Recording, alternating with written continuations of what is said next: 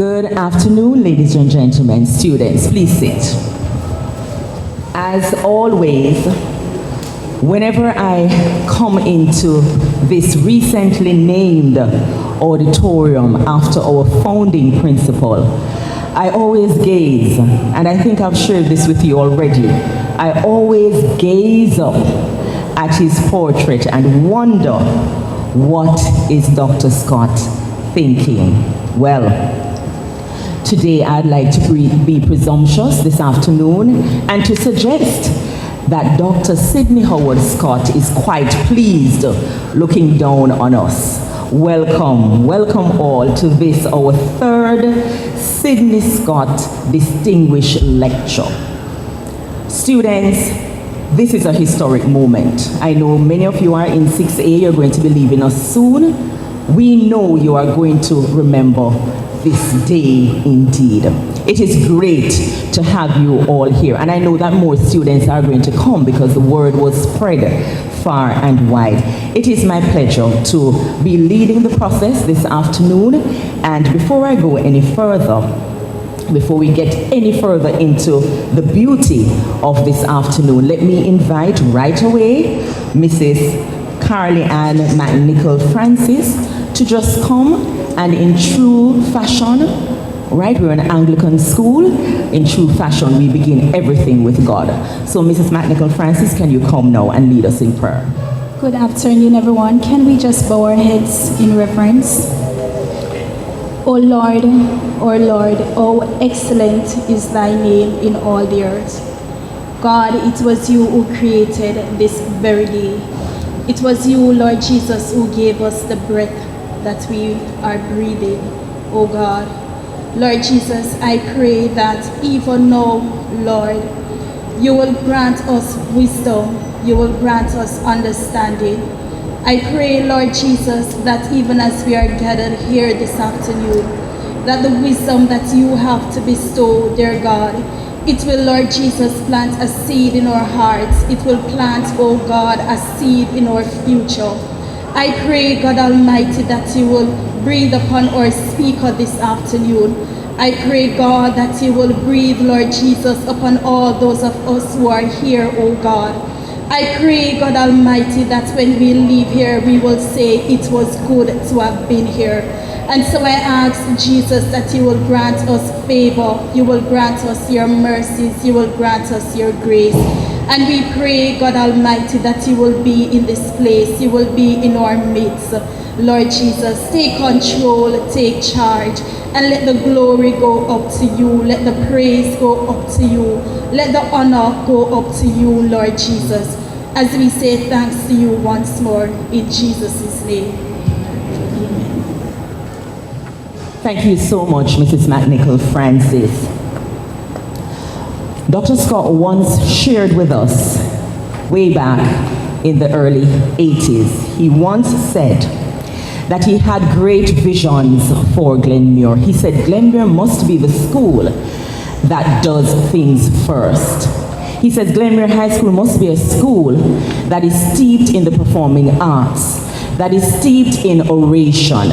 And students, that is one of the reasons why we think having, well, it's not annual, but every significant year we have a lecture, because we want to highlight the importance of speech and being able to express yourself very well. Sixth formers, how many of you know that under this stage there is an orchestral pool? Did you know that? An orchestral pit? Yes, you knew that, Rickon. Yes. So Dr. Scott, his thought was that at Glenmuir you should have performances and plays, and you have lots of instruments being played, violins, etc., etc. Today, I think by having this lecture, and students, welcome as you come in, we are possibly living out one of his dreams, for us to meet and to have discussions on important issues of the day. But let's not get there quite yet. Our dear principal, Dr. Smalling, will come to us now, and she will do official welcome. Please welcome Dr. Smalling.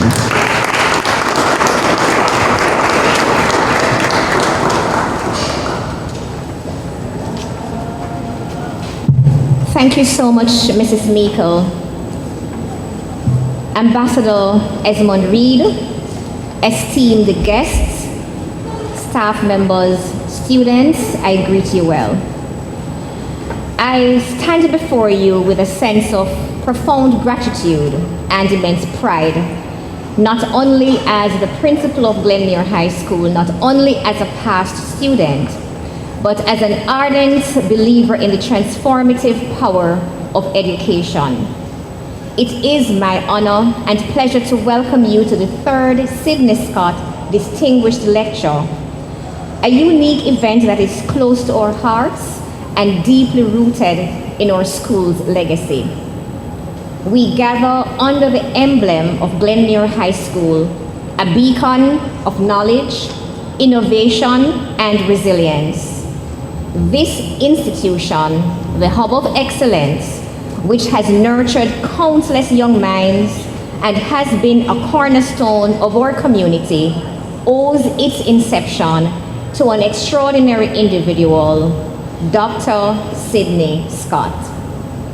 In honor of our first principal, Dr. Scott, we have devoted this day to engage in intellectual discourse and to inspire a new generation to take the reins of their future. His dedication and visionary leadership have been instrumental in shaping Glenmuir into the esteemed institution it is today. His legacy continues to guide our steps as we venture into a world that is ever evolving and increasingly reliant on technology.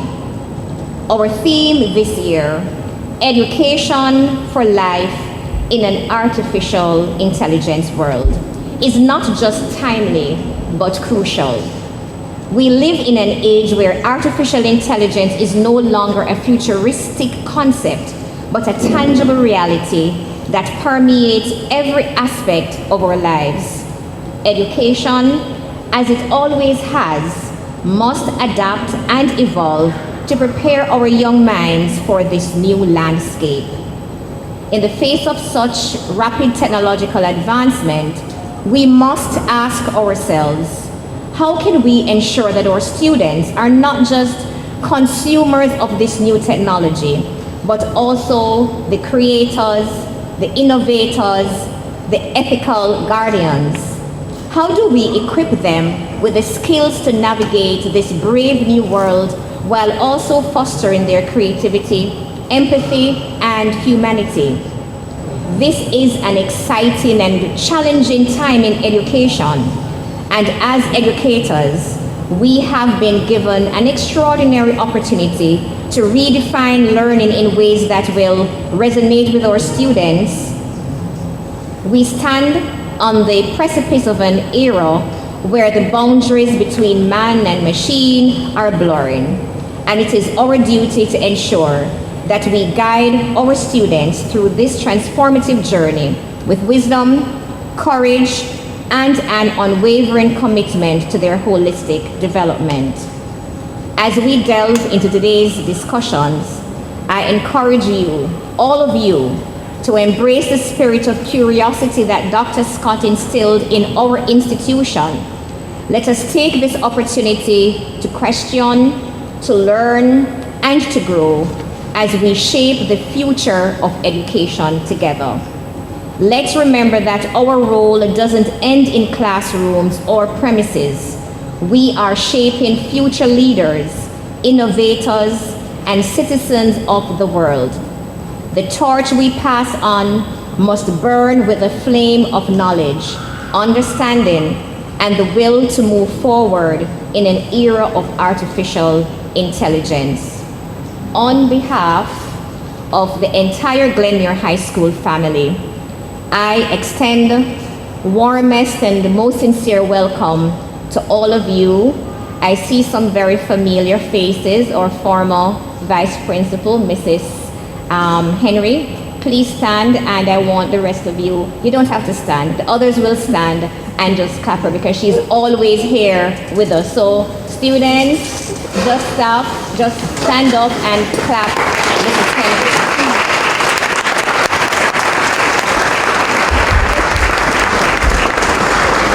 And we have another former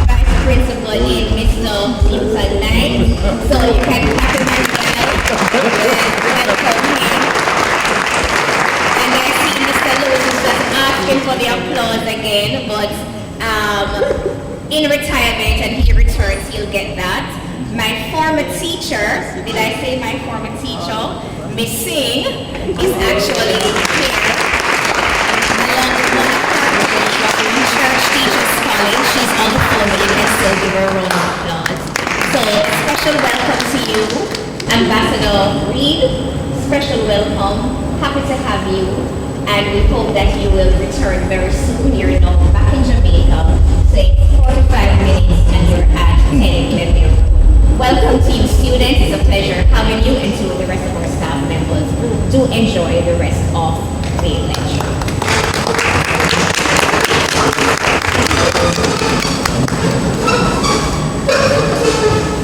All right, so now that we're welcomed, let us go right into it. Ambassador, I invite you to come and have a little seat with me.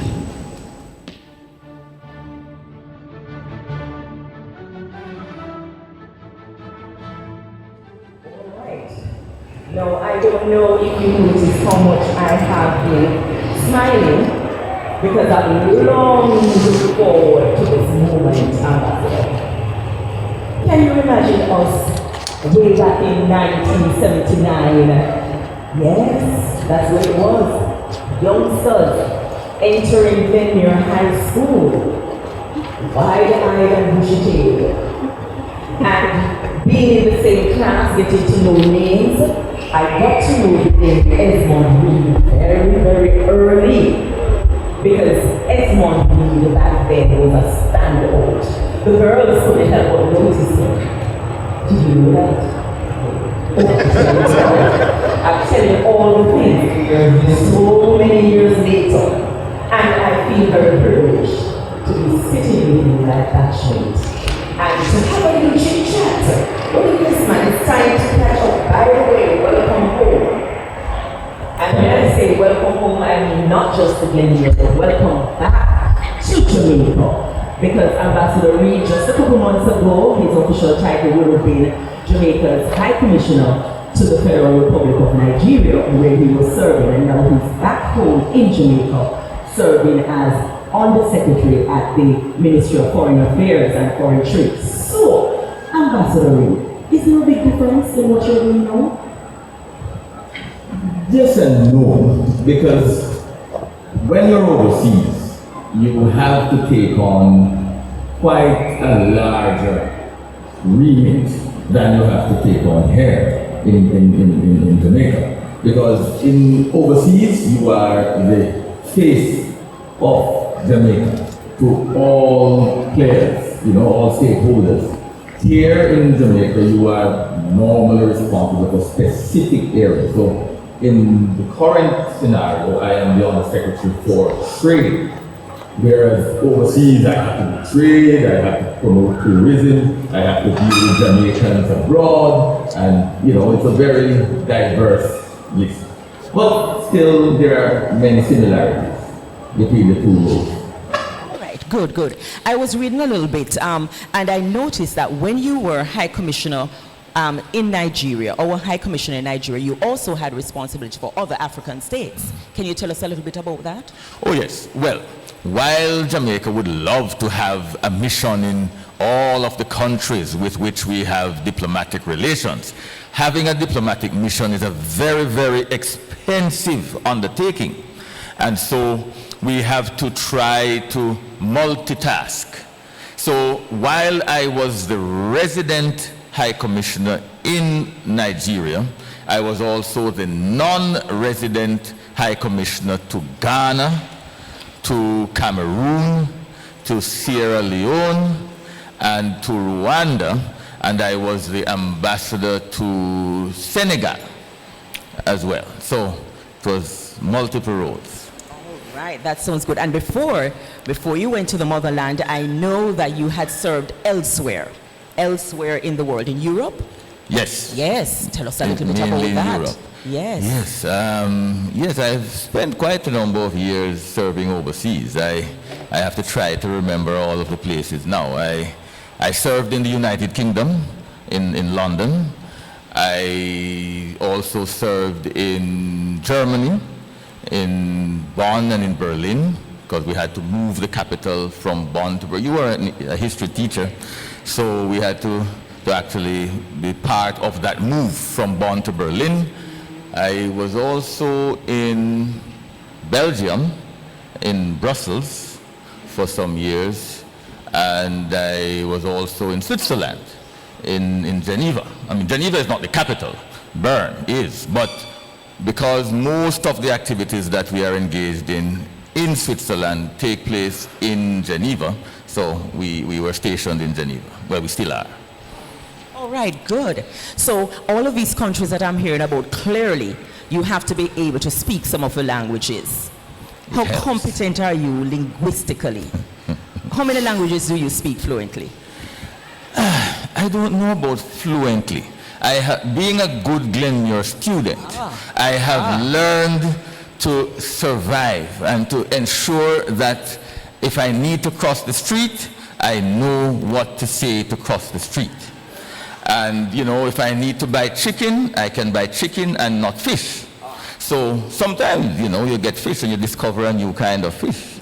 But you try to get the chicken. I am relatively fluent in Spanish. Of course, I learned my Spanish here.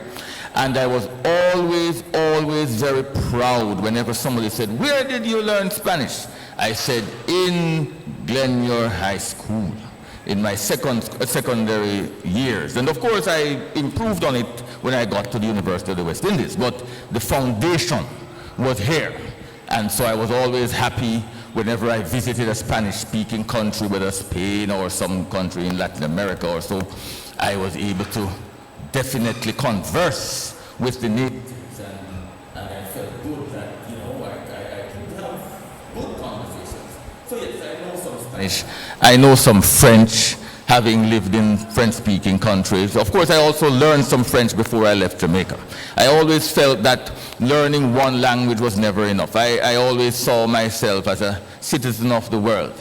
So, you know, I decided that, yes, I wanted to improve on the Spanish, so I learned some French. And then, of course, having lived in Germany, I also learned some German. So it was very, very useful to do that. Right, so students, I hope you're listening very keenly. I am making a plug for the Spanish department, all right? Learn another language. You never know where you're going to end up. Did you, now that I say that, another question has popped into my head. Did you have any idea at all when you were at Glenmuir that you would enter the diplomatic corps and have such a career in all of that? I had no idea. And I mean, I'm always telling people the story because, well, we all got to sixth form and we needed to apply for university. Yes. And I remember we had the form, I think somewhere down in that somewhere down in one of these buildings down here. So we had these application forms and we needed to complete them and say what programs we were going to pursue at the university. And I saw, I mean, there were many programs. Of course, you had to reconcile them with your area of study at school. So, of course, at the time I was a student of the arts and so on. So I said, my God, what can I do with this thing? So thankfully, one of my teachers, and of course I'm so happy to see Mrs. Henry here, at the time Miss Beryl Clark was with us, and she said, of course she taught me English literature and all these things. So she said, why don't you consider international relations? You can do that. And then she told me of some of my predecessors. In fact, the current head of the Foreign Service, Ambassador Sheila Sealy-Monteith, she used to be head girl and so on here, so she had studied international relations and was serving in the Foreign Service. So she said, yes, consider international relations. So I said, okay. At the time, I still didn't know enough about it, but I said, I'm putting that on the form. And so that's what I did, and I went to university and did that, and I have not regretted it, because it certainly fulfilled all and more of the ambitions that I've had. I've always wanted to discover the world, you know. there are no limits to what you can discover globally. Because we live on an island, sometimes we think that our borders are limited by the Caribbean Sea, but they are not.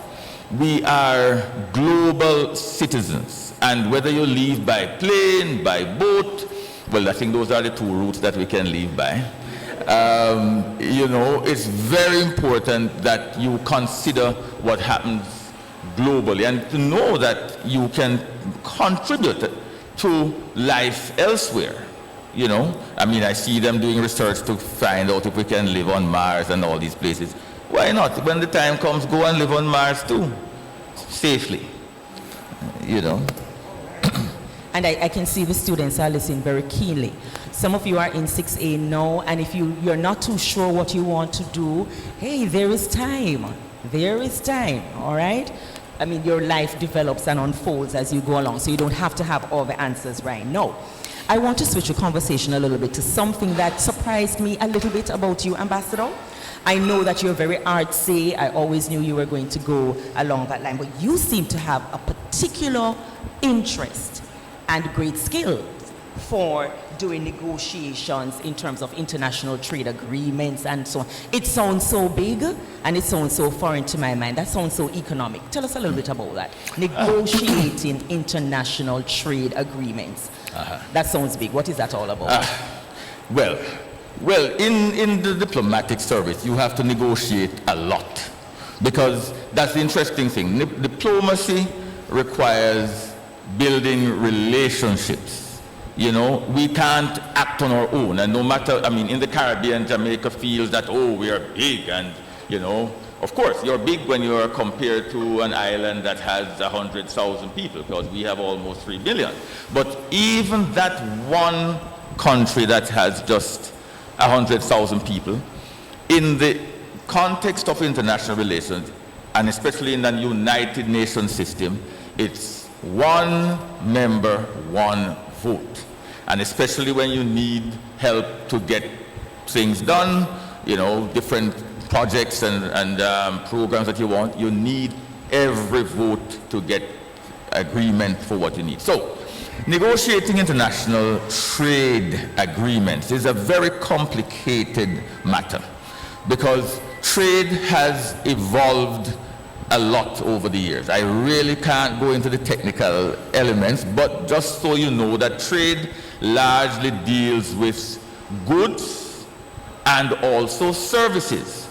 Because believe it or not, it's not only the flour, the sugar, the buses, the fans that are goods, that are tradable items, but also services, including educational services.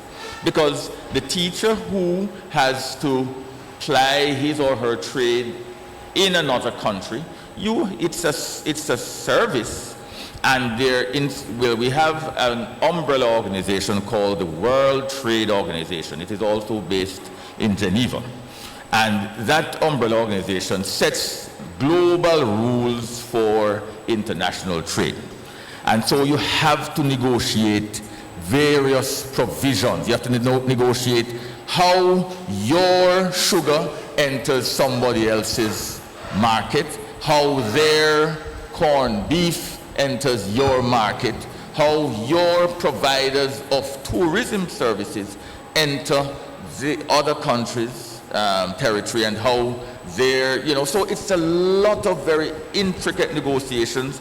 Sometimes you have to deal with volumes of goods. Sometimes you have to deal with having some items allowed and some items not allowed for different reasons, to protect domestic industries, all kinds of things. So it's a very dynamic and interesting process. And Jamaica cannot do without trade, because, as I said, we're an island.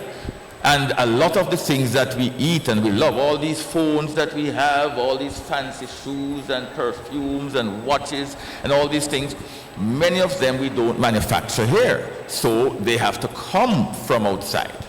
And we have to ensure that we negotiate the terms on which all these tradable items move in both directions. So trade is fundamental to Jamaica's existence. So you can imagine that here in Jamaica, my ministry, which is called the Ministry of Foreign Affairs and Foreign Trade, and the foreign trade is important because we don't deal with the movement, of the things inside the shop. We deal with the external trade relations, right? All that happens to set the stage for the things to come in. And then once they come in, other ministries, agencies, and departments are responsible for that. So it's a very complicated process, but very, very interesting. And I encourage you all to read and to study it a little bit so you can become more aware of how trade happens between countries. Very interesting. Listen, you just lit up, Ambassador, when you talk about the trading negotiations. I can see you love that. And Ambassador is also very much involved with CARICOM and other regional organizations, but we're not going to get into it in this chit chat because, Ambassador, I want them to be very thirsty for knowledge about you. So I'm going to leave you to research and find out more about the very exciting and very important lifestyle that our ambassador has. But I must mention something else before we wrap up. When we were coming down to the auditorium, Ambassador asked if there was still a piano here in the auditorium, and I told him yes. And even today when I was down here, a student came and was playing it, because I remember you were always in the auditorium playing the piano. Are you still making music on instruments, Ambassador? And what do you do in your downtime? I know you're busy flying here and flying there. What do you do in your leisure time? Leisure time as it is, I still have a piano and I have a keyboard. So I try to play a little bit because music is soul food. Music, as with all the challenges and the complications, it can transform all the stresses that you have into an oasis of peace. So I still try to do that. And I asked about the piano because when I heard that I was coming to the auditorium, I remember that when I was here, they used to have a lock on the piano. But I used to be able to play it still.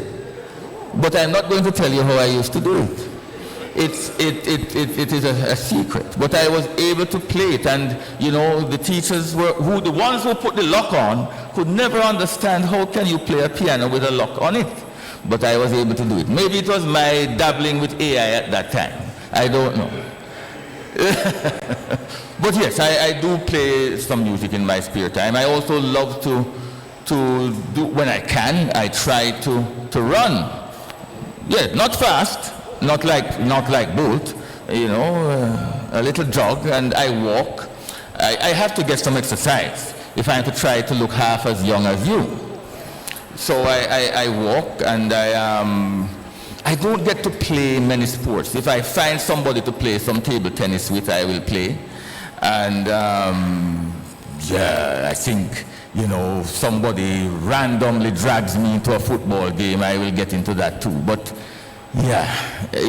leisure time has not been very plentiful of late. And we can understand that. And as you mentioned table tennis, I do have members of you in here playing table tennis. And of course, he was a member of the school choir and on the quiz team and all those things. Very similar to many of you students who, you're in you miss that in a lot of extracurricular activities. Now, final question. Ambassador is married, has been married for decades, has 2 sons. What would your family tell us about you if we ask them about the kind of father that you are? What would they say? Oh boy. Final question. We have to bring in the family. They would say that I'm the most wonderful father in the world. I hope that's what they would say. No, I think they would say that I try to be as supportive as I can of their interests. I know that because the work demands are many, I might not always be as present as would be desired. But thankfully, we have all these technology aids. We can use WhatsApp and all kinds of, virtual connections to still make an impact. And I think I am a fairly good family person. We try to go on holidays together whenever possible. And, of course, my sons are bigger now. So, in fact, one is not even living here in Jamaica anymore. But, we try to see each other as much as possible. My wife is also quite active in her own professional way. So the family comes together as often as we can, and we try to get things done. So I think they would say, under the circumstances, I managed to do fairly well. All right. I hope they will say that. All right.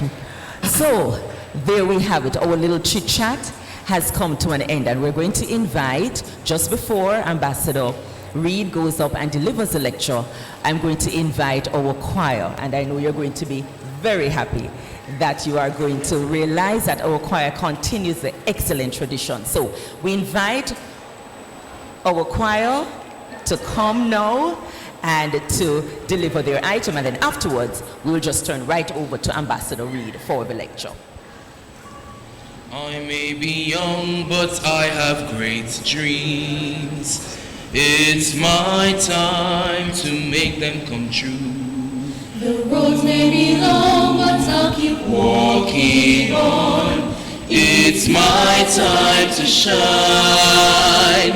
Like a star in the sky, shining bright. The future is mine, it's my time to shine.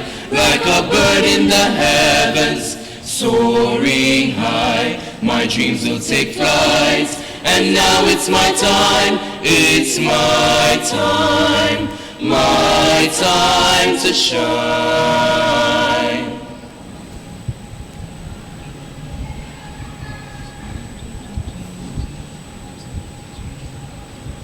If I believe in you Tomorrow, every day I follow my dreams. the road may be long, but I'll keep Walking on, it's my time to shine. Like a star in the sky, shining bright. The future is mine, it's my time to shine. Like a bird in the heavens, soaring high. My dreams will take flight, and now it's my time. It's my time to shine. I leave so much behind, and there are mountains to climb, but I can do it if I only try. Like a star in the sky, shining bright. The future is mine, it's my turn to shine. Like a bird in the heavens, soaring high. My dreams will take flight, and now it's my time. It's my time. Now it's my time. It's my time. Now it's my time. It's my time. My time to shine.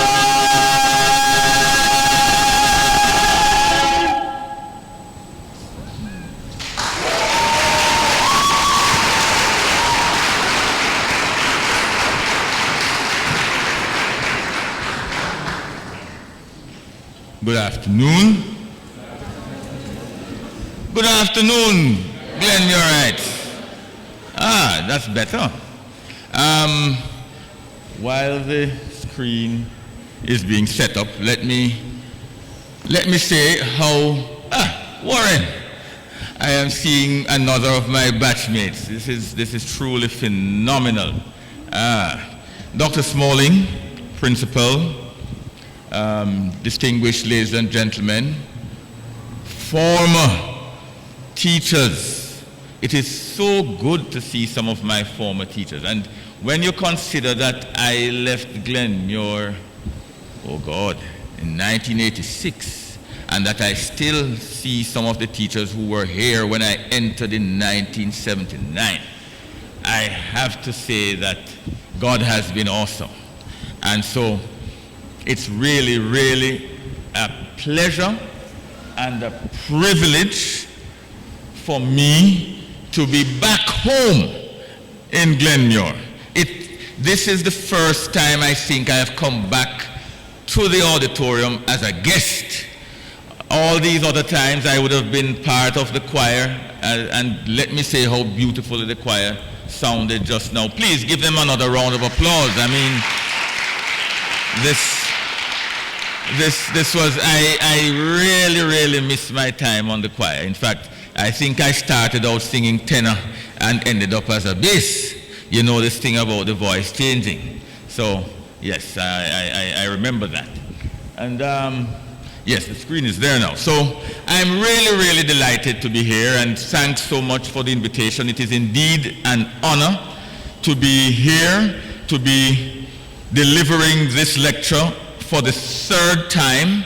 Of course, Dr. Sidney Scott was the pioneer of Glenmuir, and we owe so much to his vision, his insight, his selfless sacrifice. And I truly was privileged to have been a student here up to the time when he left.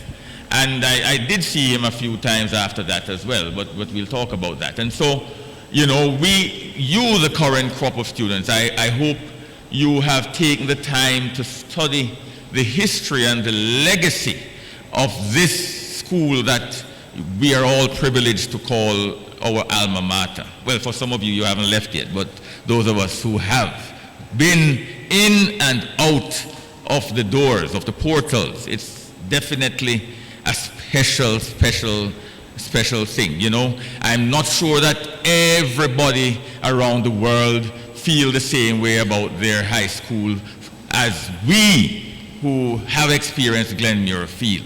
So, let me get on with the topic at hand. I thought that it would be interesting to discuss a topic which is very, very current. You know, this whole business of artificial intelligence. How many of you know about artificial intelligence? What's the first thing that comes to mind when you think about artificial intelligence? That young lady in the middle. Sorry? ChatGPT. Yes. What else? Let me get somebody from this side. What comes to mind when you think of artificial intelligence? Oh, you probably need a mic. But I'm sure you can project. Huh? Sorry? All right, there we are. I know the school is heavily involved in robotics. So the robotics team for sure would be very familiar with many of the principles that inform artificial intelligence.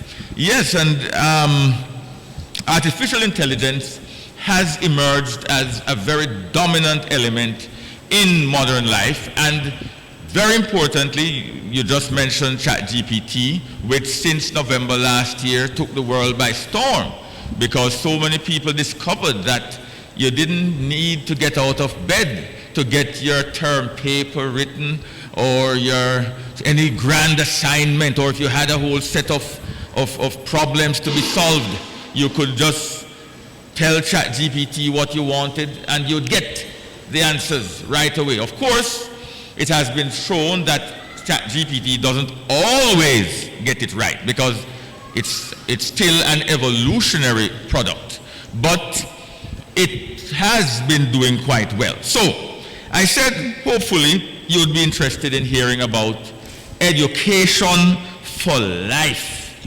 in an artificial intelligence world, because we're all having to come to terms with artificial intelligence in so many ways. So this afternoon, I have designed an outline which will allow us to look at the definition of education as well as artificial intelligence.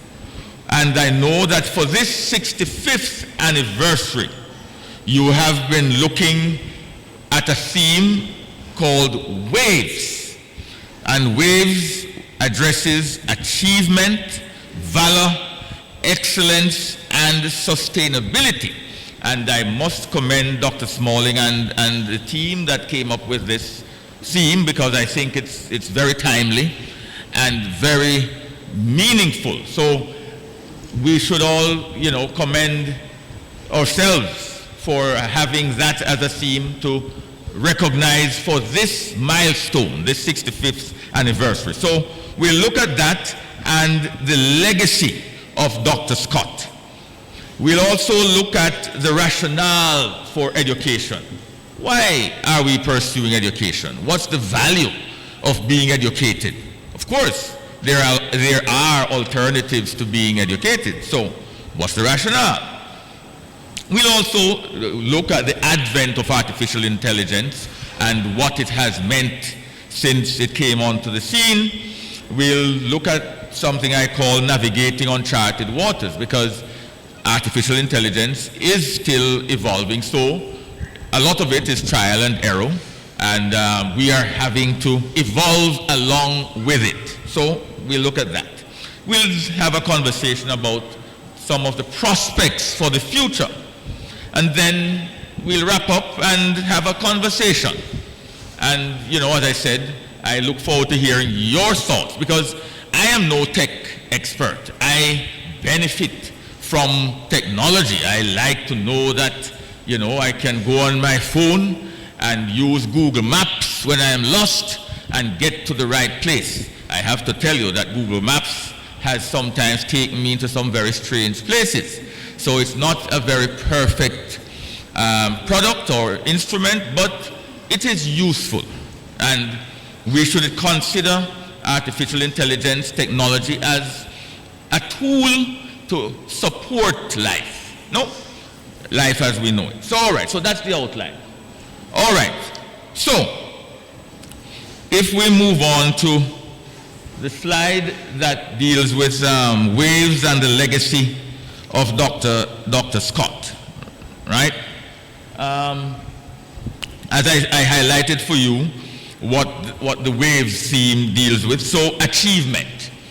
Of course, Glenmuir High School is no stranger to achievement, and that has been so from the school first opened the doors. Of course, when the school opened the doors in 1958, there was no auditorium. It was a much smaller space. In fact, I am so pleased to see so many more buildings here than when I left. I mean, your built infrastructure is amazing. I hope there'll be time. I'll make sure that I finish while there is still daylight, so I can have a quick walk around and see all the new buildings that have gone up. I mean, a lot of the places where I have buildings used to be where my colleagues and I used to run up and down and play all kinds of games, in the corridors. So achievement, academically, in sports, in so many areas, that has been a significant aspect of life at Glenmuir. And valor. We have never resiled from a challenge. We have always, Glenmuir students are known for embracing challenges. Isn't that so? Isn't that so? You're not sounding so convinced.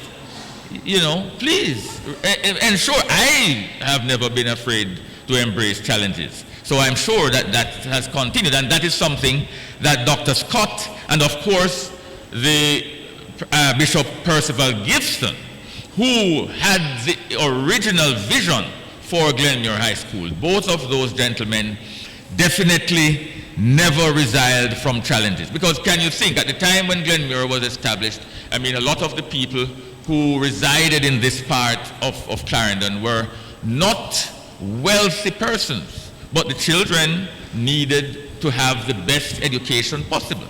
And so that was the origin of the school, that a school could be set up to provide the best quality education for, many of them were small farmers, were fishermen. Later on the Bauxite Company, Alcoa, came on, so they were also products of that industry. The sugar industry, of course, was always there, and so many in different ways. People were artisans and so on. So we have all been products of that process, and I'm sure that has continued.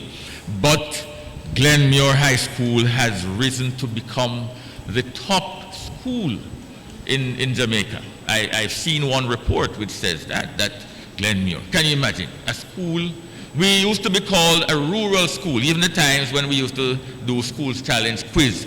You always heard, it's a rural school versus a town school, and we still used to beat them. And we still do. Oh, and before I forget, let me say big congrats to the football team for having won that Champions Trophy. Please, I mean, this is an awesome achievement. As I said, we have become so used to winning, but certainly at football too, but that was not always the case. I mean, Warren is here who can tell you that in our time at school, we used to do relatively well, but we would go on the bus and we would shout, color red. You still say that, right? Yeah. Color red, and we sing and we boost up the team, and then they score the first goal against us, but the color red gets a little faint, and then they score. Eventually sometimes they would beat us 4-0, 5-0, whatever else, and unfortunately we were not always victorious in those days, but we still supported and we gave all, because we had very good footballers, but we were still known more for academic pursuits. But I am pleased to see that in the years since then, we have now been outstanding at everything. We are outstanding at academics. I see one report which says that between CSEC and CAPE, we have had, over the last 4 or 5 years, I have seen results between 80-something% and 95 or something% across both areas, so CSEC and CAPE, which is an amazing and an outstanding achievement. Clap yourselves.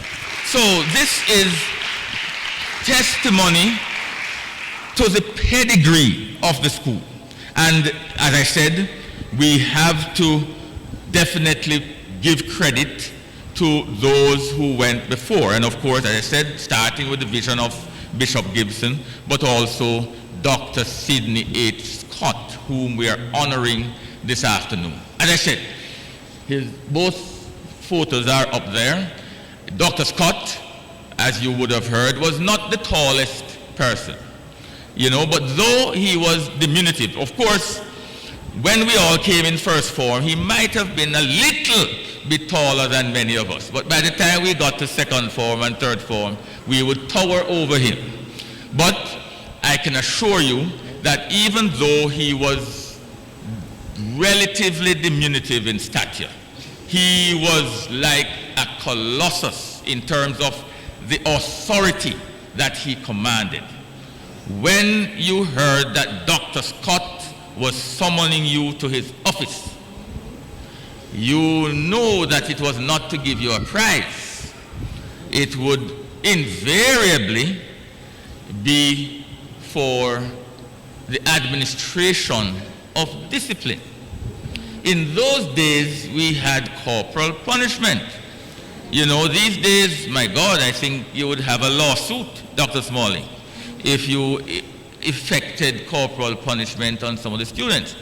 But in those days, corporal punishment was part of the discipline that was meted out as part of the administration of the school. And Dr. Scott was never shy to administer discipline, because I have to say that he was not very random with it, because very often he would tell you, I didn't get it, I have to say, thank God, but I used to be, class monitor and form prefect and so on, so I sometimes accompanied those who had to get it, and it was not a pretty sight.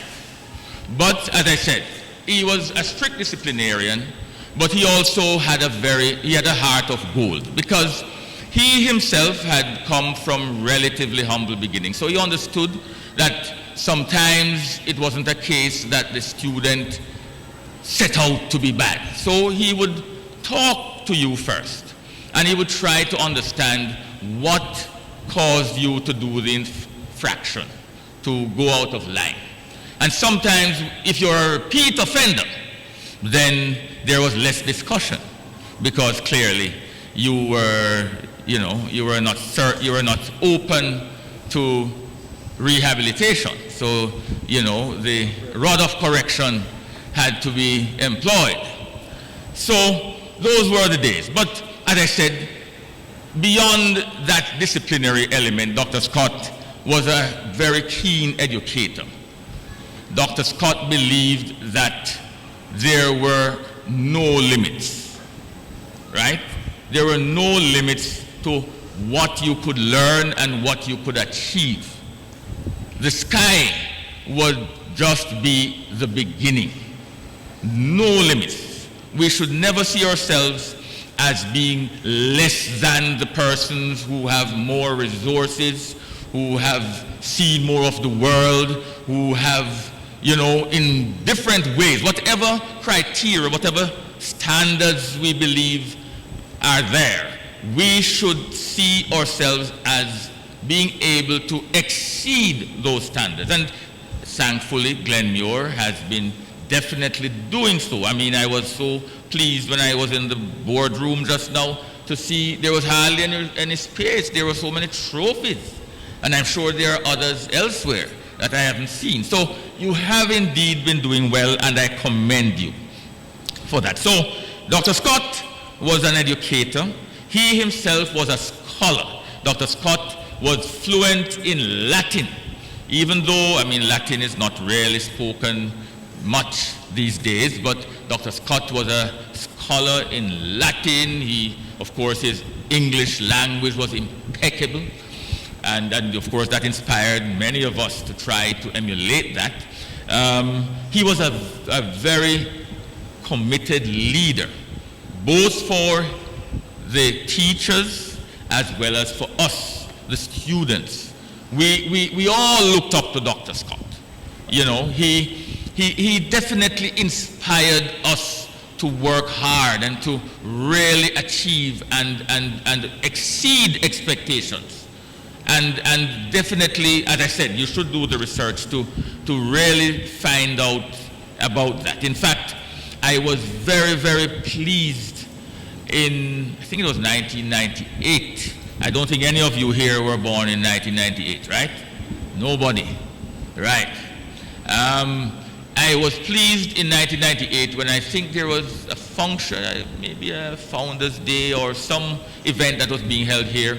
And at the time, I was in the United Kingdom, where he had gone back to live after many years here in Jamaica.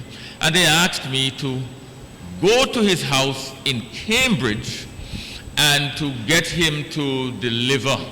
I had to record it with a video camera. Of course, at the time, thankfully, I had a very good friend who drove with me from London to Cambridge to record his address for this I think it was a Founders Day event. And it was wonderful to see him and his wife after so many years here. Of course, one characteristic about Dr. Scott is that he prided himself on remembering the names of his students. Now, I'm aware that now we have about 1,670 students enrolled. At that time, we probably had maybe a half of that. But he used to remember the names. Of course, he would remember the names of the outstanding ones and the troublemakers, the ones who he saw very often for an encounter with his cane. So he'd remember those names as well. And of course, some of us, for different reasons, we had, additional roles, prefect, head boy, whatever else. He would remember those as well. So, I think he sort of remembered me. But at the time, of course, I had grown a little bigger, and I had a little bit of a beard, So I looked a little different. So, but of course, you know, once I helped to jog his memory, then it was good. But it was nice seeing him again after so many years, and we reminisced, and he delivered his lecture, and I still have the notes that he wrote the lecture on. I have treasured it because it's a piece of history. You know, and it was really, really a very brilliant, not lecture, but an address to the gathering at that time. Anyway, as I said, he was really a leader. He was a builder. He ensured that, you know, there was room for the school to accommodate the student population at the time, and that there was room to expand. And today, there is every evidence of that. You know, because the greatest thing for us as human beings is not just to build for ourselves today, but for the future. Look at those pyramids in Egypt. I mean, they were not built for living accommodation. They were built as tombs for the pharaohs and you know, those people at the time. But consider how many millennia ago those pyramids were built, and they're still standing, and you can take a tour to Egypt and you see them. So it's the same way. It's not just the physical building, but it's also the nature of the curriculum. It's the nature of the culture. You know, as I said, when you enter Glenmuir, you know that you have not come to waste time. You have not come to look pretty. You have come to excel. And that was something that Dr. Scott sought to instill for all the time that he was here, from 1958 to 1983. That is a tremendous legacy as an educator, as someone who showed that he was committed to not just building the school population, but the nation. Because Glenmuir students, or past students, have contributed significantly to nation building. You know, I'm sure you have heard the reports of so many students who have made their mark, and not just nationally, but internationally. I have encountered former students. You know, I've had the privilege of traveling to many, many places. And, you know, I've encountered former students who have been making a tremendous difference in their respective fields, in all kinds of areas, in engineering.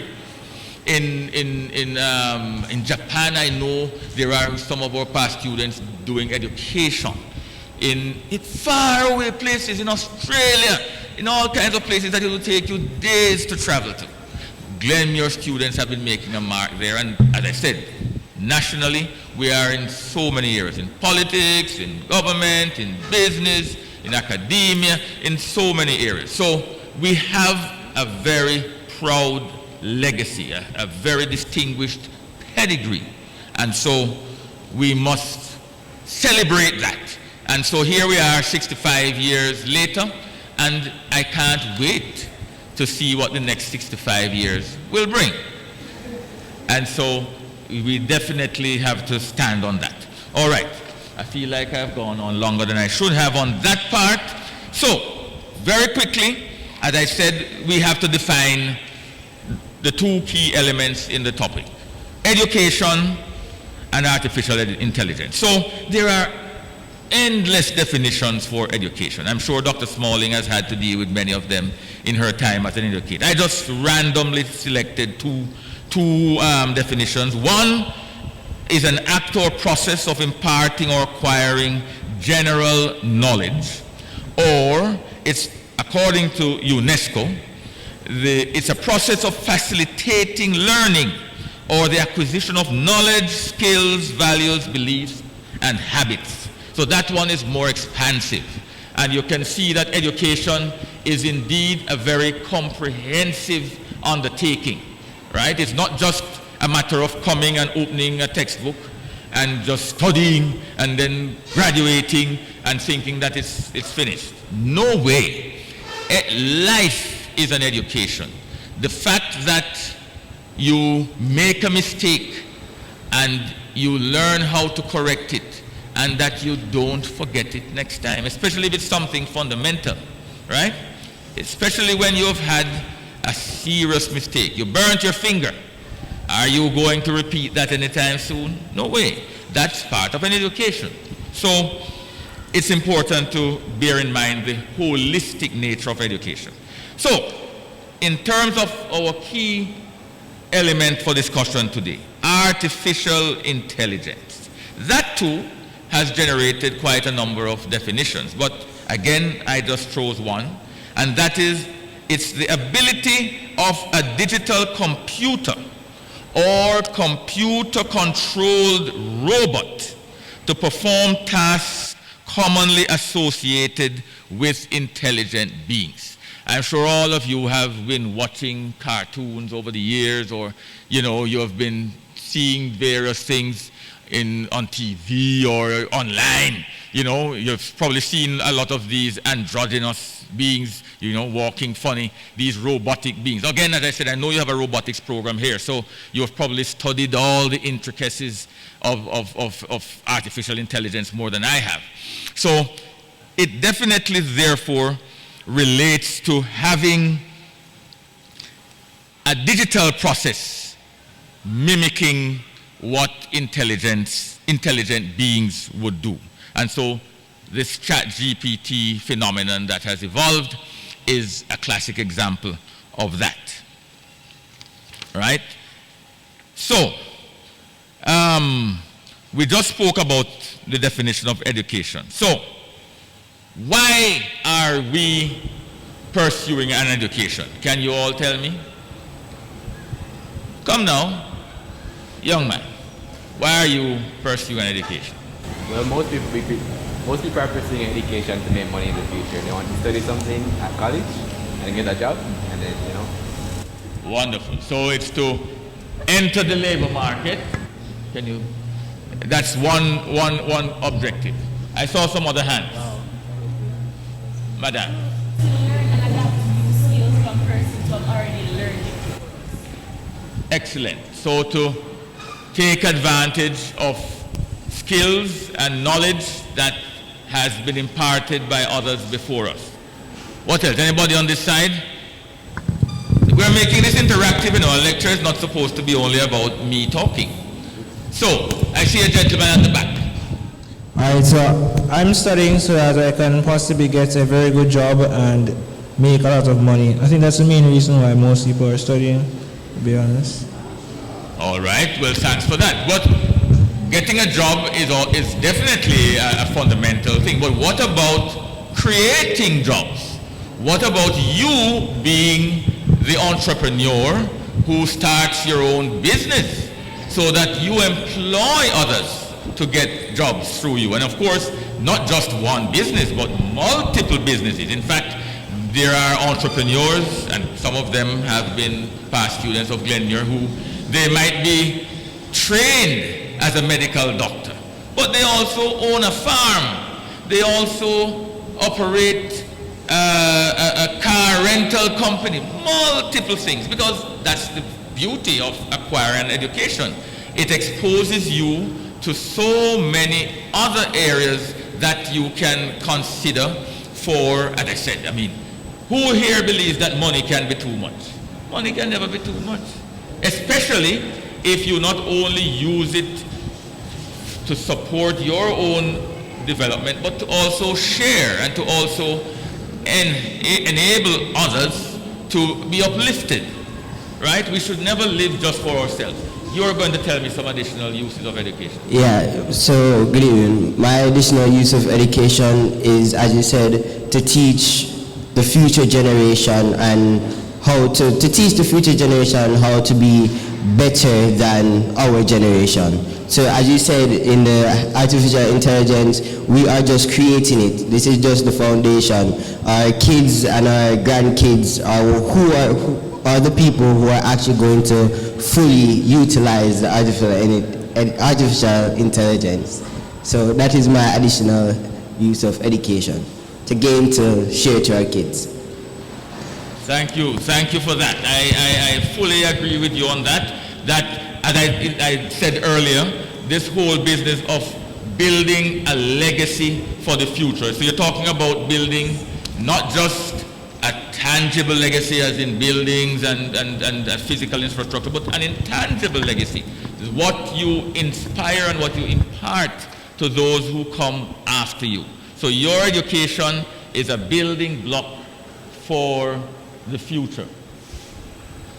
I was hoping to get to the next slide, but while you're doing that, some of the other reasons for pursuing an education is for professional development. As I said, pursuing a profession. You study so that you can become the best lawyer possible, the best doctor, the best teacher, the best creative professional in arts, in drama, in music.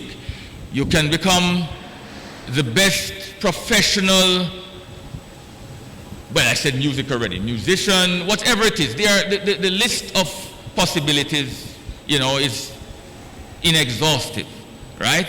So you should know that. For personal achievement, so while you have studied dentistry or medicine or law, you can always say, but why don't I learn another skill? I've always wanted to learn how to design buildings. So you can study that as well. So that's another reason for pursuing and expanding your education. Building social skills. Now that's a very, very important element of acquiring an education, because you find that human interaction requires us, I discussed with Mrs. Meikle, the fact that relationships matter. And it is very easy, especially in this AI-driven world, where you can sit at home, you can order things remotely on your TV, on your smartphone. You hardly have to interact outside of an online community. But imagine one day the power goes out and you don't have a generator and you don't have any access to all of this technology that you've come to rely on. Then you need to open your door and discover that there's still a big world going outside and you have to interact with the people outside. So social skills become important, because you might think that you're the brightest, but there's somebody who is brighter. There always is. And sometimes it's somebody who you least expect, because what is brilliance? Brilliance is about the body of knowledge that you know today. And even today, there's still somebody who knows far more than you. This is why very often when you and somebody else goes up for a job interview, they give it to the next person, because that person has that little bit extra. Okay? And that is why you have to continue striving to broaden your knowledge and to expand your horizons. Never feel that you have learned enough and that you can rest. All right, we spoke already about enhancing income. Definitely having a solid income makes a lot of difference. I put that picture up there. Don't move it. I put that picture up there because it's very important just to highlight it as I go. That picture is one I took while I was in Nigeria. It's a picture of a job advertisement, and it's for a hotel. I don't know if you can see it very well, but it says they are looking urgently to employ persons to work in the hotel. But there are two categories of payment. If you are educated, you are paid 70,000 naira. That's the national currency in Nigeria. 70,000 naira for whatever the job was. But if you're uneducated, and it says that below there, you are paid 35,000 naira, which is a half of the previous amount. And it just goes to show that you, as an uneducated person, would be doing the same thing as the educated person in that environment in Nigeria. And you would be getting less money. You'll be doing the same thing, whether it is packing bags in a supermarket or in this case in the hotel. I'm not sure what it would be, maybe some clerical or administrative work. But you would be doing the same job as the next person, but you're getting half because they would be describing you as uneducated. Of course, thank God, here we are at Glenmuir. Nobody here would run the risk of being considered uneducated in any setting, but that is a reality that obtains in some countries. So it's important, but even here in Jamaica too, we have some who, for varying reasons, have not achieved the bar that would be required to allow them to expand their income. So it's important that you exceed the standards so that there are no limits. You can demand your salary in certain cases. All right? So there you go. All right. Oh, you have a question.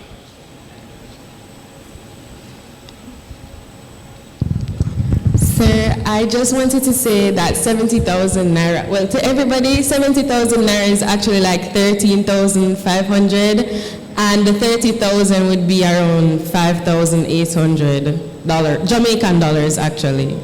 Well done. Yeah. Thank you for highlighting that. That's exactly so. And of course, the naira, you know, it fluctuates quite a bit. So some days it's not even as much as the equivalent of 13,500 because of exchange rate differentials. All right.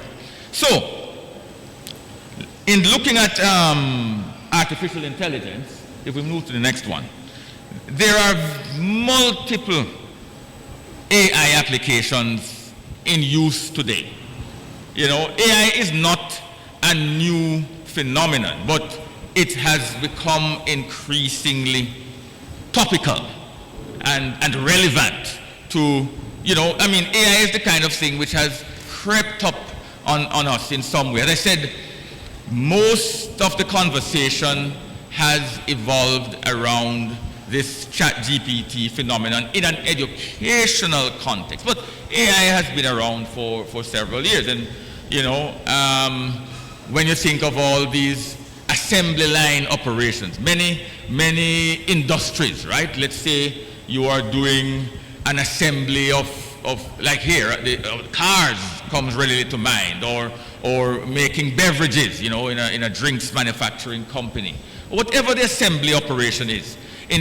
Previously, you would have human beings putting bottles or stacking the parts of the car together, and then, you know, you have, as I said, it's an assembly line, like a conveyor belt. So multiple people strung out along a line who would have to be doing different roles. But artificial intelligence has come into play, and some of the things look humanoid, but many of them are just machines that can work faster, can work longer. They don't get as tired as we do. They can work for 24 hours.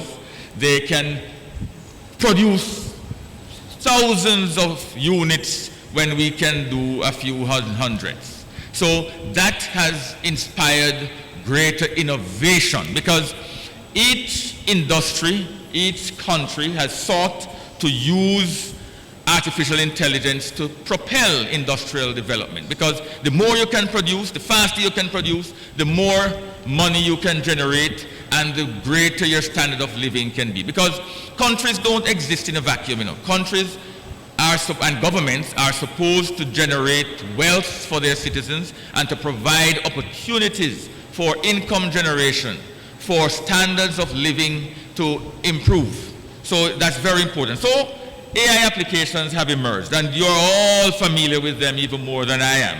You have virtual assistants. I'm sure many of you have Siri. So you have Alexa. All these tools of AI.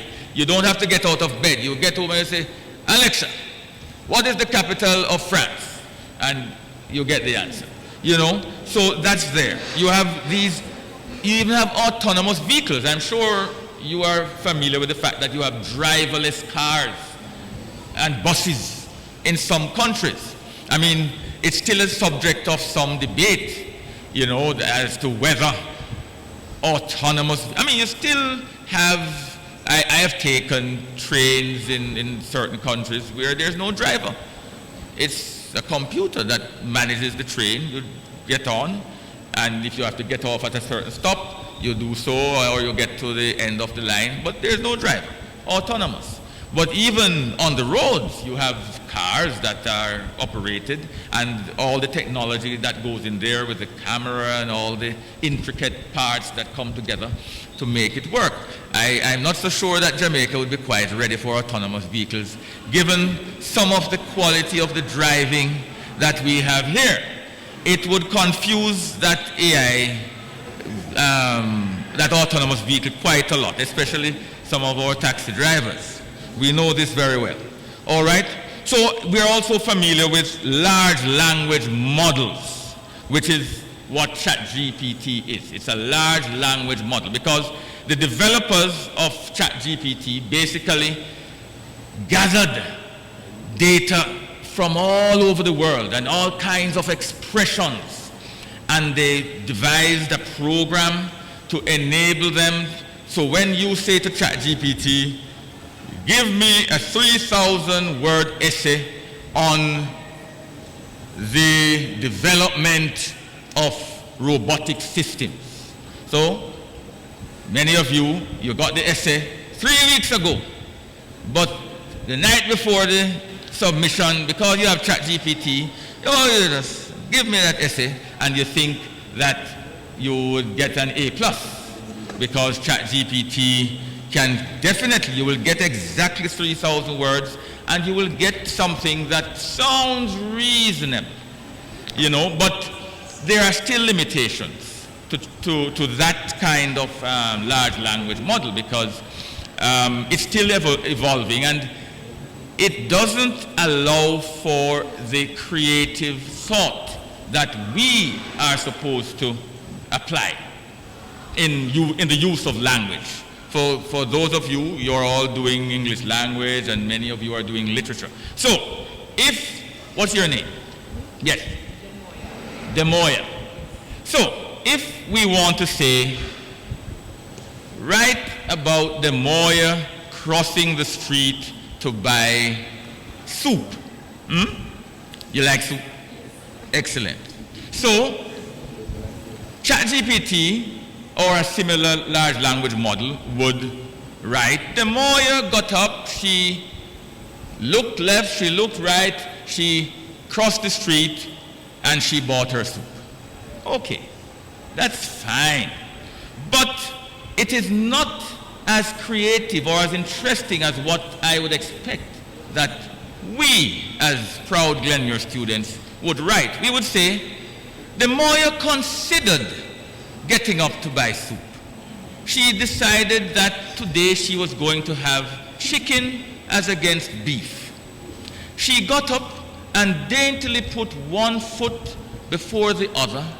She ensured that there was nothing coming down the street to impede her ability to cross the street. And she had a conversation, you know, you would carry on and you would make the thing very interesting, and you would say, she eventually got there and found there was no chicken soup, and so she had to buy corned beef instead. Whatever.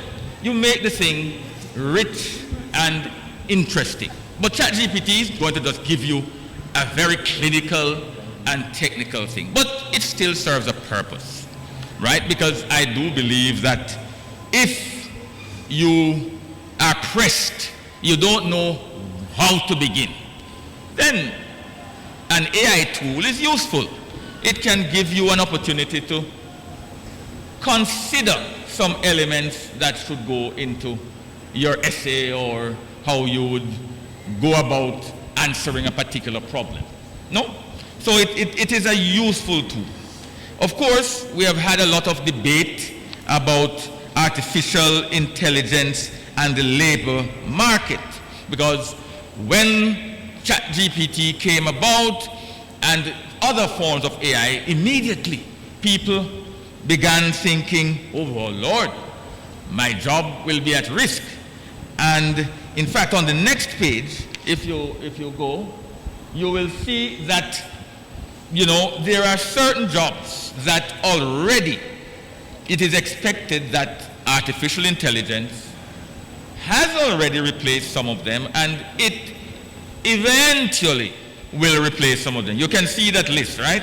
So if any of you are thinking to address some of those jobs in your future work pursuits, you might want to expand on those jobs a little bit, because AI can replace many of these jobs, right? You see it there.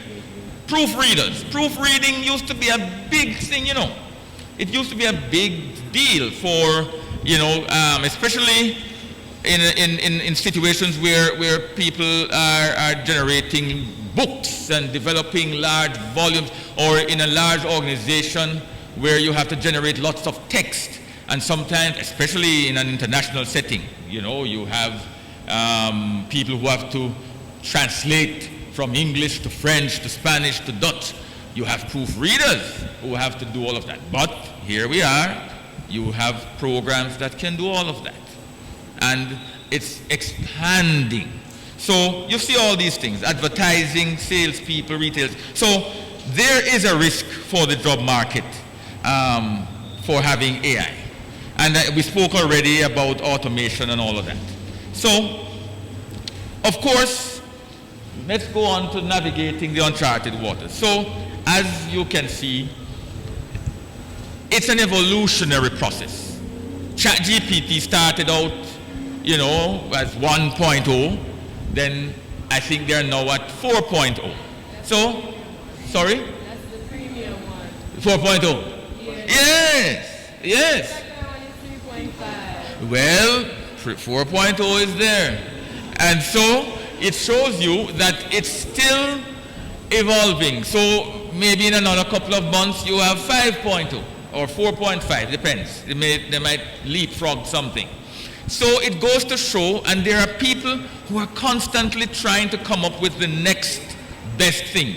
I'm sure you've seen other providers. Google came up with, I think, something called Bard. And, you know, it had some glitches at the start.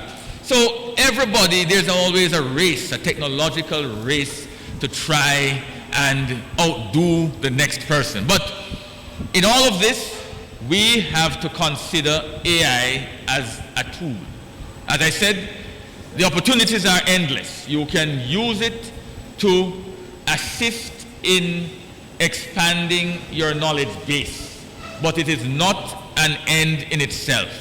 You have to see that you have to apply critical thinking so that you can go beyond what is generated by the artificial intelligence. Because nobody should feel that you can be outsmarted by the AI. I mean, I'm sure you've seen where chess players have gone up against robots, right? And there have been times when the robot has won, or the computer, but other times the human has beat the robot, because there's always that element inside us as humans where we are supremely creative, and especially when we are challenged. When someone says, I bet you can't do that. And you say, oh, I am going to show you that I can. And this is what inspires us. You see, you have to be challenged to sometimes find your true potential, right? You come to a river, there's no bridge, but you have to cross. What do? You have to be creative. You have to, there's no way to go back, you have to cross. You can't swim. What do? Probably you build a raft. Probably you find some way, you wait till the river recedes. You see, I'm just thinking off the top of my head, but you're brighter than me. So I'm sure you would find all kinds of phenomenal ways to cross that river, right? So AI brings opportunities and challenges, and you must, as I said to you, the sky is only the beginning. Say that. The sky is only the beginning. All right. Of course, there are ethical considerations to AI, to the use of AI. We said it can be good, it can be bad. Because one fear that many teachers have is that you will not apply yourselves. Imagine you spent a whole term studying, or semester, I'm not sure what you use now, studying a topic, some history, European history or something, and you just decide that the night before the exam, I'm going to just see what ChatGPT can tell me about this thing, and I'm going to submit the paper, and you find that you ignore some fundamental elements. Why did the war of 1865 begin?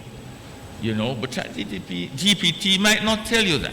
Because, as I said, it's a tool that is evolving. They drew on expressions, on the knowledge that exists in so many places, but not everybody might have applied that critical thought that you should apply. So that's a challenge. And then, of course, as I said, the whole risk of plagiarizing other people's work. Of course, they have been very good to limit the risk, especially with ChatGPT, because that's one of the elements that came to light, that it will pass the test. I don't know if you use Turnitin here for some of the work. There's a tool called Turnitin that is used at the tertiary level, where when you're submitting research papers and things like that, you're supposed to submit first to Turnitin, and it will check if you have plagiarized, if you have taken somebody else's work and called it your own.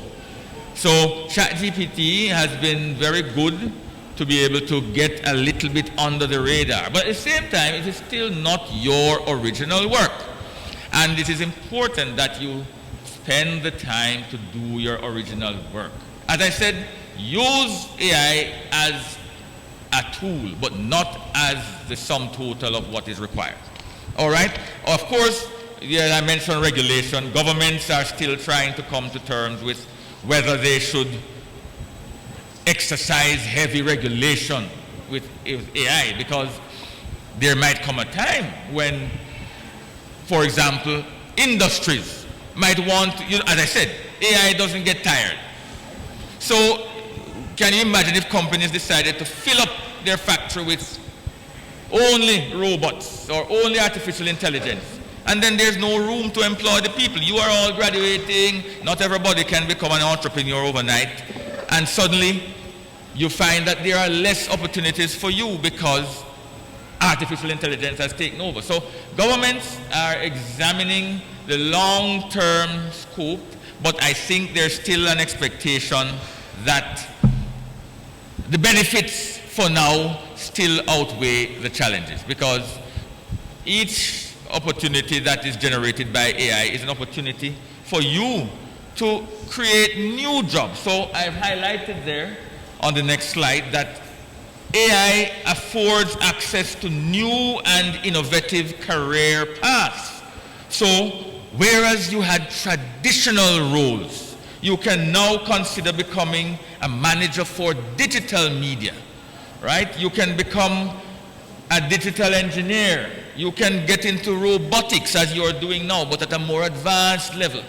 The possibilities are endless for the new career prospects that you can pursue. So there are many opportunities. And of course, I'm sure you're all familiar with STEM subjects, with science, technology, engineering, and mathematics, where that is the new frontier. Of course, we should never abandon, we should never jettison, the use of language, creative skills, but we should apply those or incorporate these STEM subjects into the mix, because we have to live with AI. STEAM. Yes, we cannot, well, as I said, the arts have to be incorporated. So yes, so it's STEAM and not just STEM. So they have recognized that. So we are getting to the end, right? We said that AI has been and will continue to revolutionize every aspect of modern life. So we have seen it. As I said, you don't need to get out of bed to have access to AI technology. of course, there's the risk that not getting out of bed will cause you to have all kinds of lifestyle challenges because you need exercise. You must get out of bed. So don't feel that, you can order your breakfast, lunch, and dinner from the bed. You can check on your stocks and shares. You can have your online community and feel that, yes, I've caught up with my friends and family and I can go back to bed. Because then you become sedentary.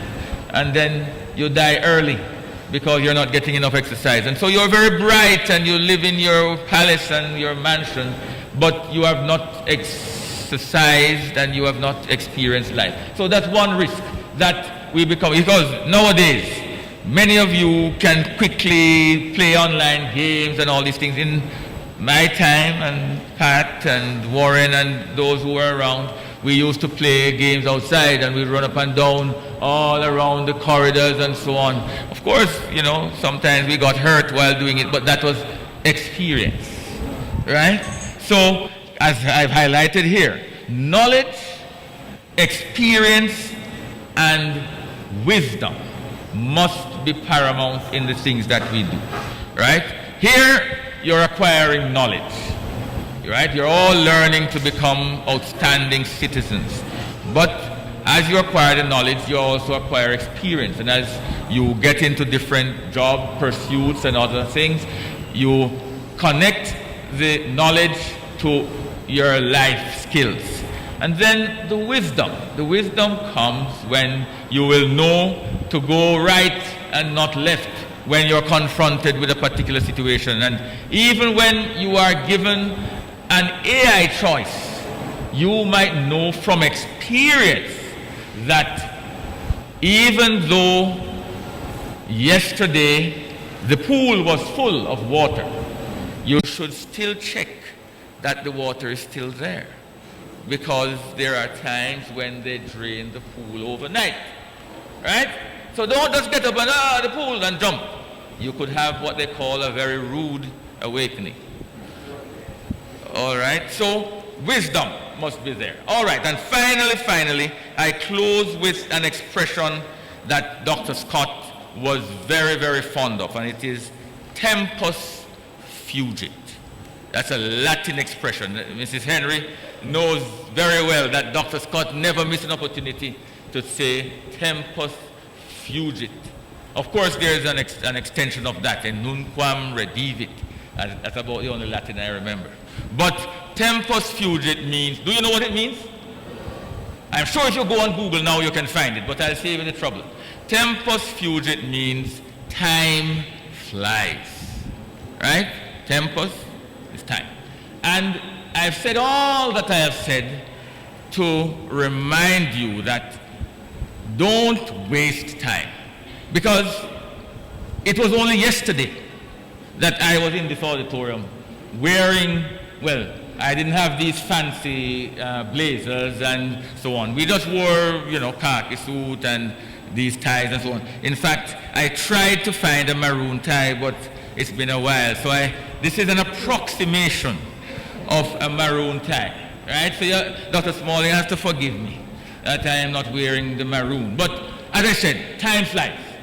And I tell you, it feels like yesterday, but it has been many, many years. And there are so many things I would have liked to have done while I was here. I didn't get to do them, Oh, Lord, I chose choir. I loved cadet, but I ended up in choir and quiz, which I would have wanted to do cadet. So there are only so many things you could do, right? So choose wisely, use your time well, never stop learning. What did I say earlier? The sky is just the beginning. And don't forget, as Dr. Scott kept saying, tempus fugit. Thank you.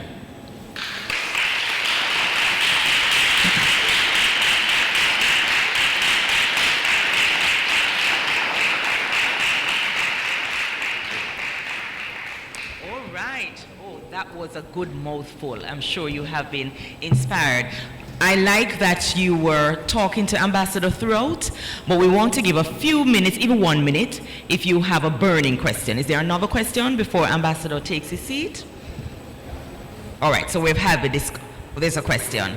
Could you please use the microphone so we can get a good sound quality?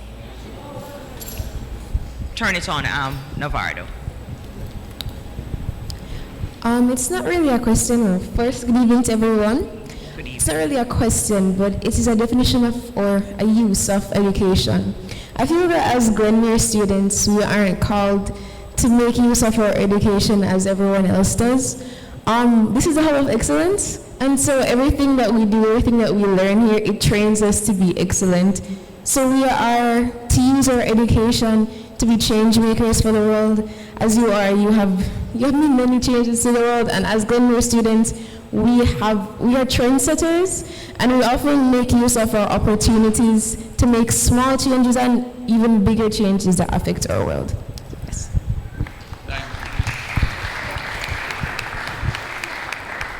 That sounds like a commitment. That sounds like a commitment. Any other quick question? Because yes, Damoya. So, good afternoon again, everyone. I wrote down this question during the presentation. What future trends do you foresee regarding the intersection of AI and education, and how might they shape the learning environment? Should I repeat? All right. Thank you very much, Damoya. That's a brilliant question. As I said, AI is here to stay. So, in the context of education, I fully expect that you will have, I said it earlier, there will be improved versions of ChatGPT. There will be competition from other large language models. So you will find that while most of the ChatGPT applications are being used maybe at the secondary and at the tertiary level, you're going to find that even at the kindergarten level, you will have applications for AI, because already little kids are using technology. You'll be amazed to see the things that 3-year-olds, and sometimes even less, that they are playing games on tablets, and they can understand things even before they can speak very well. So you're saying that at early years, early learning to postgraduate level, you will have opportunities to incorporate AI into the learning experience. You will find that not just students, but educators will be able to design their lesson plans, will be able to design curricula taking advantage of AI possibilities. You'll be able to challenge your students more as a lecturer. Because, come on, the student is coming with improved knowledge. So you have, as the educator, you have to be able to anticipate that the student is coming with improved knowledge so that you can challenge them. As I said, you must exceed your horizons. So the AI is supposed to serve as a building block for you to transform the scope of your knowledge. There are no boundaries to your knowledge. So see AI as an evolving tool for knowledge creation and knowledge development at so many levels. All right?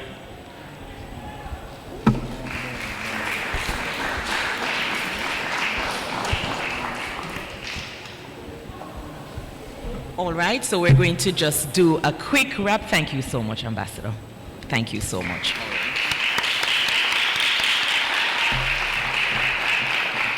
I now call on one of our deputy head girls, Kadion Gordon, to come and to move the vote of thanks.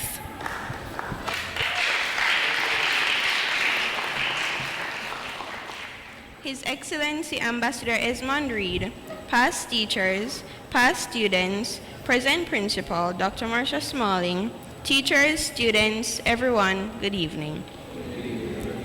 As we draw the curtains on this, the third Sidney Scott Distinguished Lecture on Education for Life in an Artificial Intelligence World, I am privileged to extend heartfelt gratitude to all who have contributed to the success of this insightful event.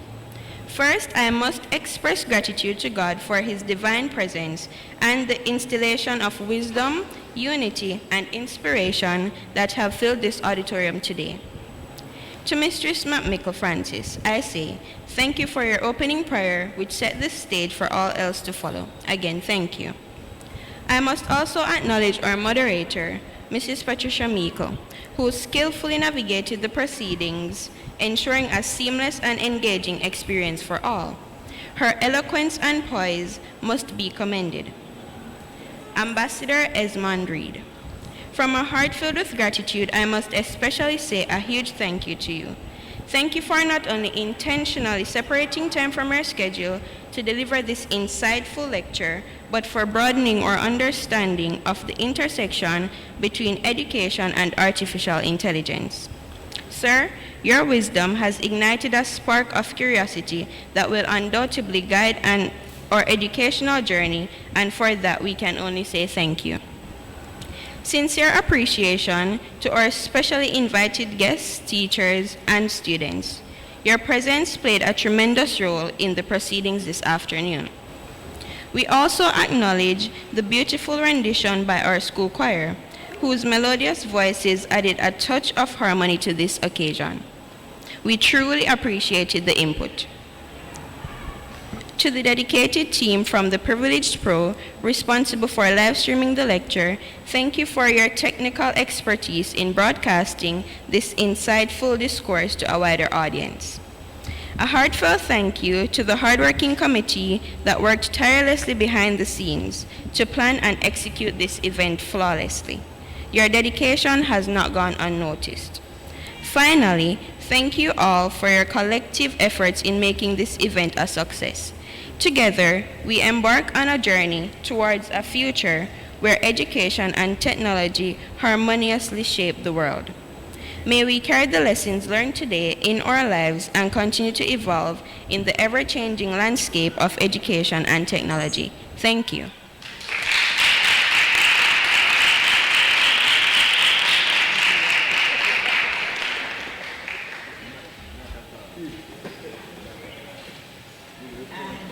Thank you very much, Kadion. So we are going to be wrapping up now. We're going to stand for the singing of the national anthem in a little while. But before we do that, Ambassador, I invite you to come back up. We couldn't let you come back. We couldn't make you come back home and leave again empty-handed, sir. Wow. Good afternoon, everyone. Ambassador Reed. On behalf of the Glenmuir High School family, it is my privilege and a pleasure to present to you this painting and to express my gratitude for sharing your insights on the theme, say it with me, education for life. Right, in an artificial intelligence world, forgive me. Right, so, I hope you like it. It is really vibrant. And so we would like to thank you for sharing with us many career opportunities and for teaching us a new Latin word, tempus fugit. Sir, I hope that every time you see this painting, you will be reminded of fond, flagrant memories, and you will continue burning with the zeal for truth. Thank you. Thank you for taking the time out to spend your evening with us, because I know you have many duties. But please continue burning with the zeal for truth and enjoy your painting. Thank you. Can I say how deeply moved I am by, well, certainly by your expressions. Thank you so much. And this painting, oh, good Lord, this is going to occupy pride of place in my house. I am tempted to take it to my office, but I think I want to go home every evening and be greeted by this painting. Thank you all for it. I mean, the musical instruments are just astounding. In fact, I have some drums coming in my shipment from Ghana, and so I will place this above them when they come. And I have a Chinese instrument. It's not quite a violin, but it's a Chinese instrument that sounds like a violin. It's called an erhu. You know, so you can look it up. You hear it all the time in Chinese music. So it will also remind me of that. Yes, man, music is life. You should all engage in music. And you know, when you can't sing, then you play an instrument. When you can't play the instrument, you support somebody who can, and you benefit from the music. Anyway, I won't go into another lecture. Thank you all very, very much, and I deeply appreciate it. Thank you. All right, so we have come to the end of a great afternoon almost into evening. And I just want to thank you so much for staying the course. And I hope that you're leaving with something that will stay with you until you get to our ages, which is a long time. I invite you now to stand with me for the playing of our national anthem.